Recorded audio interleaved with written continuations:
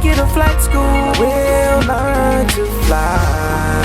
Ooh, let me take you to flight school. Hey everybody, and welcome back. So as I spent some time over the last couple of weekends back in the state of Maryland with a good friend of mine who has owned a number of airplanes in his career, however, more recently due to health issues wasn't able to get his medical certificate. We spent some time finishing a build of an RV-12 that he's been working on for quite some time. This is a kit plane from Vans. We took it up, did some patterns in it at his private airfield, and afterwards I told him, what are you going to do with this beautiful plane without being able to fly?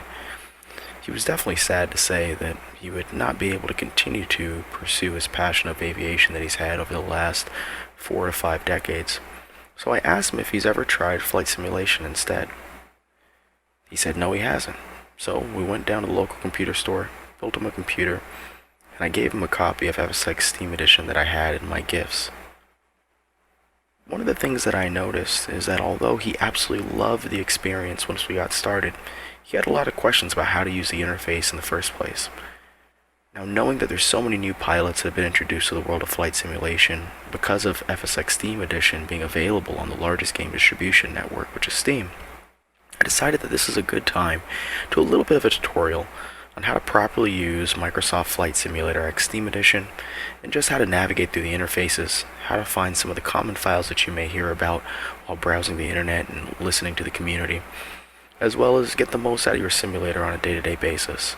We won't be talking about how to fly or any of the basics of aviation or aeronautics, but we will be talking about just how to use the platform itself, the interfaces, and how to make the most out of it. However, you guys can continue to expect more tutorials out of me talking about some of those more specific things as you continue to further your aviation or virtual aviation careers. So let's go ahead and get started.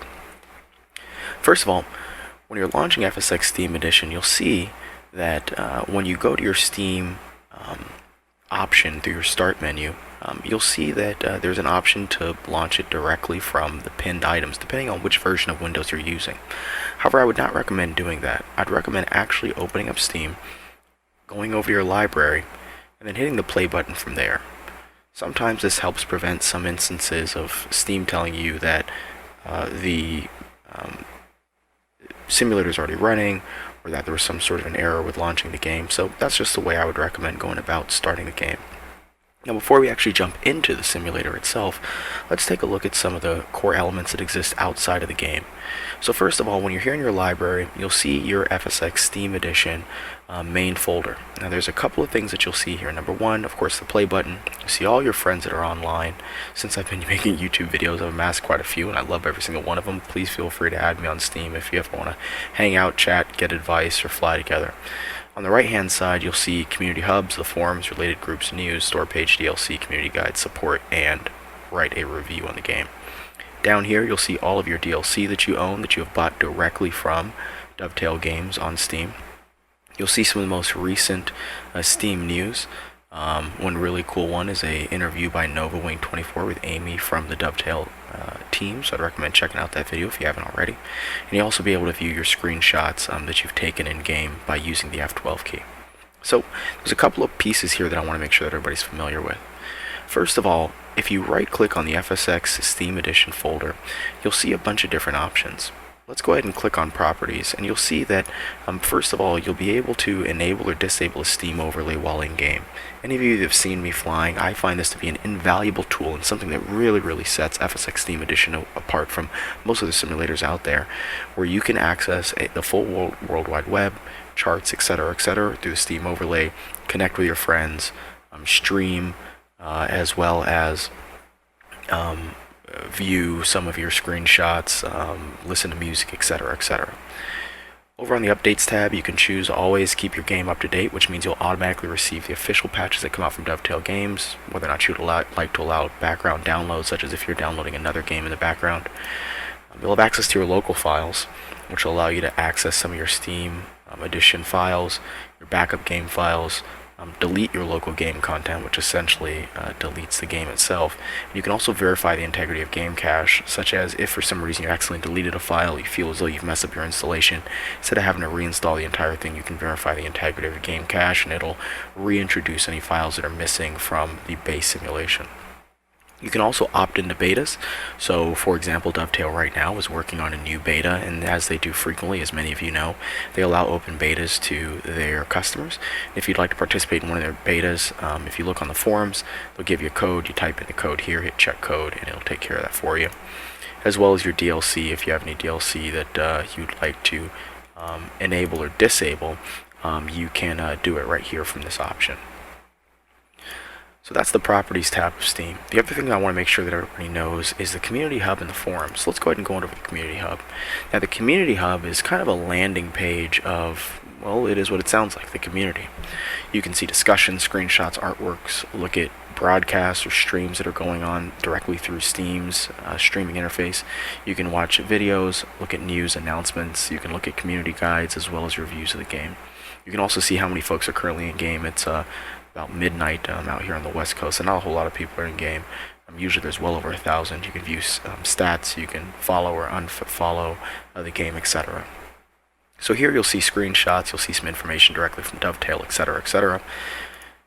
Now, another thing that a lot of folks don't know is that the FSX Steam Edition actually has its own dedicated forums directly in the Steam interface. So although there are a lot of great forums that exist outside of Steam Edition out in the World Wide Web, Steam has their own forums. You can see there's general discussion, if you need help, discussions about add-ons, both from Dovetail and not from Dovetail, multiplayer, help and advice, and trading. You can see all of the pinned discussions here directly from Dovetail, which are things that are priority items directly from the Dovetail team. Various questions or concerns that may be out there from various members of the community. You can start a discussion, subscribe or unsubscribe from the forums. You can view screenshots from other folks. Now these are shots that come directly from in-game. These are not edited. So these are just raw screenshots, and you can see there's some really, really beautiful ones that are out there. If you like, you can click on a screenshot, you can comment on it, you can give it a thumbs up or a thumbs down, etc., etc. Artwork are basically shots that come from in-game that have been edited somehow, let's say through some sort of a Windows application that allows you to edit photos. So usually these have a little bit more flair to them, a little bit more, ambiance to them because they've been edited from outside of the game as well. Sometimes you'll even find some real-world screenshots. You'll see the broadcasts, which are, like I said, the live streams that are going on. You can view videos from the community. Most of these come directly from YouTube. Look at news directly from Dovetail Games, announcements from Dovetail Games. You can read guides, as I said, from the community, and also read the reviews. So that's the outside of Steam in a nutshell, and some of the critical parts that I think everybody should know how to access. The one last thing that I'll discuss is the DLC. So if you'd like, you can click here on the DLC, and you can see all the different DLC or downloadable content that's available for Microsoft Flight Simulator X Steam Edition. These are directly from Dovetail, and they're great because they're kind of one-click installs. But remember that there are third-party developed add-ons that are available outside of Steam if you would like to venture off into the World Wide Web. But if you just want to have things that are nice and simple and convenient, you can always just add it directly to your cart, click purchase, it'll automatically install into your FSX Steam Edition folder for you, as well as you'll receive any updates to these add-ons directly from Dovetail Games and from the developers. So with that said, let's go ahead and jump onto the game. So we click the play button. You can actually see that I have the game already launched. So when you first launch the game, you'll automatically come here to the landing page, or the home page. Now here on the home page, you'll see the latest news from Dovetail Games. You'll be able to access the Steam store if you'd like to look at downloadable content, as well as you get links to fsxinsider.com, which is actually a very old website that was abandoned by Microsoft after they abandoned the Microsoft Flight Simulator franchise. However, Dovetail Games has relaunched that. If you were to click on that, it'll open up a Windows Explorer, and you could see information from Dovetail Games, discussions, articles, reviews, etc., etc., and all kinds of great information for you to view from out there directly from Dovetail Games. One thing I will point out here on this page is that there is this mute and unmute button. This means that you can either mute or unmute the game the game's or the interface's music that exists in the background. Free flight is where you'll be spending about 90% of your time once you get the hang of things. This is where you're able to set up, plan, and design your flights the way that you'd like. Everything from casual flights to replicating routes that are done by airlines. You can do a number of things here, and I'll quickly browse through them for you. First of all, you can change the time and season. Now, the time and season is localized to wherever your current time zone is. So, as of the time when I launched the game, it was 11:57, which was about 18 minutes ago or so here. And since I'm on the West Coast, and Friday Harbor is an airport on the West Coast, it shows my local time. But if I was on the East Coast, it would be 3 hours behind me, etc., etc. You're able to choose your airport that you'd like to go to, so you can do that a couple of ways, either by typing in the airport name. So let's say I wanted to fly at a Los Angeles International Airport, I could type in Los Angeles. It'll allow me to go there. Let's say I wanted to fly to KSBA, which is Santa Barbara Airport. I could type in the airport identifier, or the ICAO code, which you can find out on the internet, or you'll start to learn and memorize them as you continue to do flying. You can even look by city. So let's say, for example, I wanted to find an airport that is out of Seattle.